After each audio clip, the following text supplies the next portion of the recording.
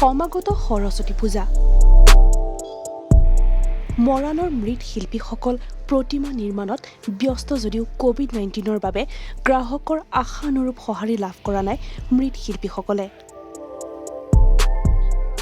ইতিমধ্যে দেৱী প্ৰতিমা নিৰ্মাণৰ কাম প্ৰায় সম্পূৰ্ণ হৈ উঠিছে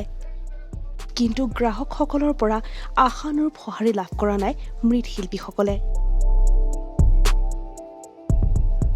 আগত আশা আছিলে প্ৰথমত সেইকাৰণে বনাইছোঁ আশা কৰিছোঁ বুলি এতিয়াতো নাই এতিয়া অৱস্থা নাই মানুহে নাই কাষ্টমাৰ নাই 150মান বনাইছোঁ 20গৰাকীমান অৰ্ডাৰ দিছোঁ স্কুলৰ কাষ্টমাৰেই নাই স্কুলৰ মানুহ নাই এগৰাকী এতিয়ালৈকে আহিব নাই যে পূজা পাতে বুলি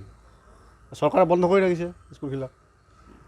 আৰু ঘপককৈ খুলি দিলে কেনেকৈ হ'ব আগতে জনাব লাগে এইবাৰো পুনৰ কোভিড-19ৰ বাবে প্ৰতিমা বিক্ৰীৰ পৰিমাণ কম হোৱাৰ আশংকাত কটাবলগীয়া হৈছে এই মৃৎশিল্পীসকলে ব্যুৰ' ৰিপৰ্ট ইষ্টমোজো অসম